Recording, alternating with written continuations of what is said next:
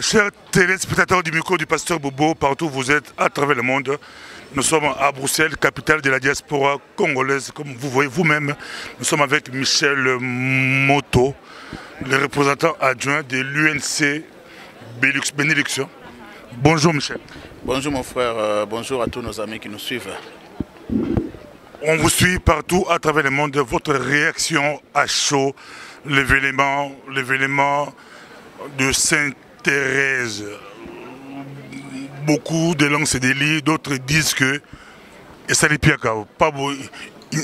l'opposition n'a pas pu mobiliser plus de 3000 personnes. Merci beaucoup.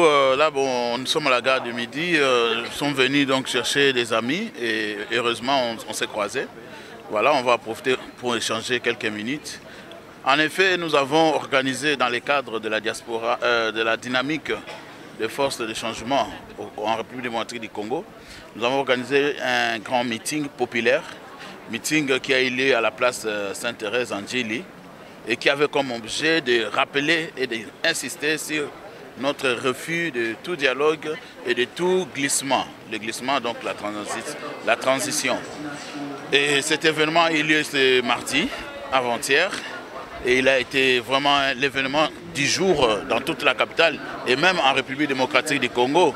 Parce qu'il faut noter qu'à Goma, à Bukavu en même temps, des milliers de personnes sont sorties pour dire non au glissement, non au dialogue.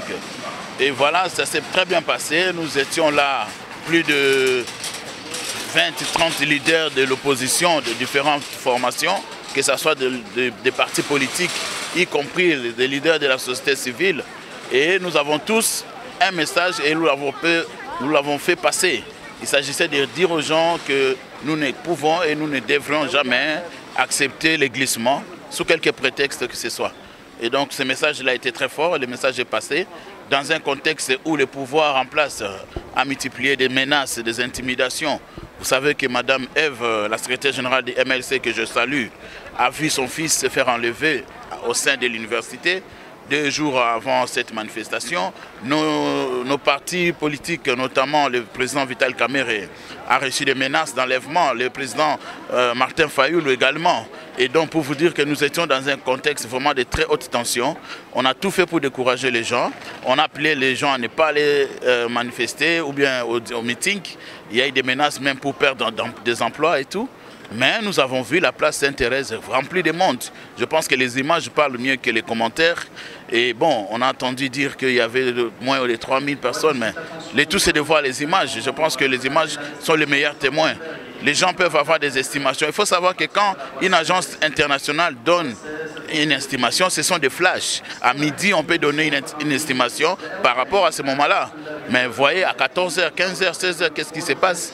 Les stades Sainte-Thérèse, pour ceux qui connaissent la place, moi je connais l'endroit, j'y vais souvent. Quand j'étais petit, j'allais voir ma tante qui habitait par là et moi j'ai étudié à Bonsomi. Donc je connais un peu Ndjili et je peux vous assurer que ce stade c'est un grand terrain. Et les photos montrent et les vidéos montrent bien les stades remplis. Alors je veux vraiment pas connaître une sorte de polémique sur les nombres. C'est de la manipulation, ben, c'est des bonnes guerres.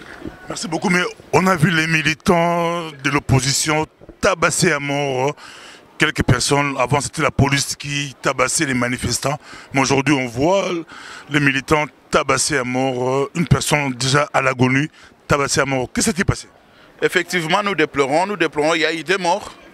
Bon, vous savez, quand on organise, comme je l'ai dit, pendant toute la semaine qui a précédé l'événement, nous avons reçu des menaces non voilées à travers des médias. Nous avons vu des responsables politiques de la majorité dire qu'ils vont venir aussi organiser les manifestations les mêmes jours au même endroit, qu'ils vont venir taper tout le monde, chasser tout le monde. Ça ne se cache pas, ça se sait. Mais nous avions pris nos précautions pour éviter ce genre de choses. Et encore un élément qui montre que c'était bien organisé, ces gens qui sont venus nous agresser étaient armés d'armes blanches. Ils sont arrivés, ils ont franchi la barrière de la police. La police a ouvert la barrière pour les laisser passer et ils sont rentrés dans la zone que nous occupions. Alors pour vous dire que c'était des gens qui étaient en mission commandée et envoyés. Et donc nous sommes défendus.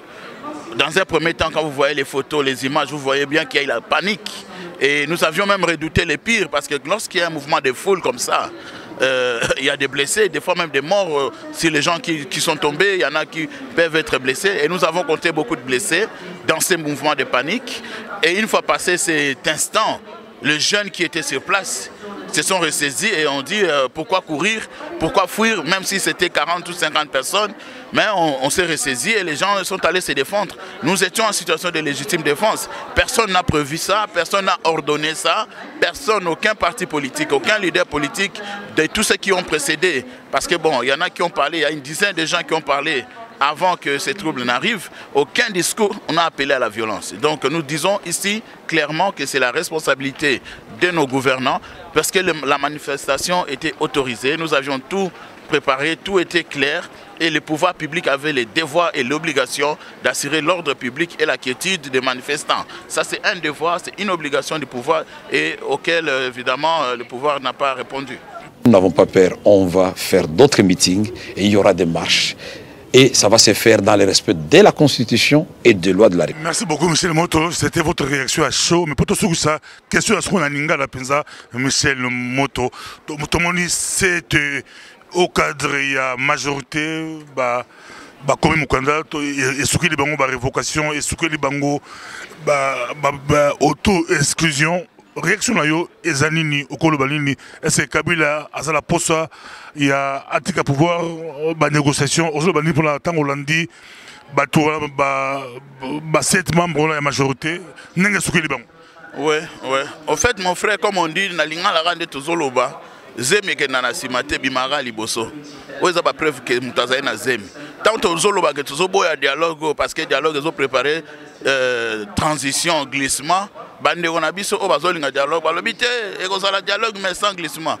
C'est pour vous dire quoi? Les lois automoniques na kati kaka ya bango na kati ya AMP et puis za bato ya mikete ba leader ya minene ya AMP moko aza vice-président au parlement mon sous aza conseiller spécial.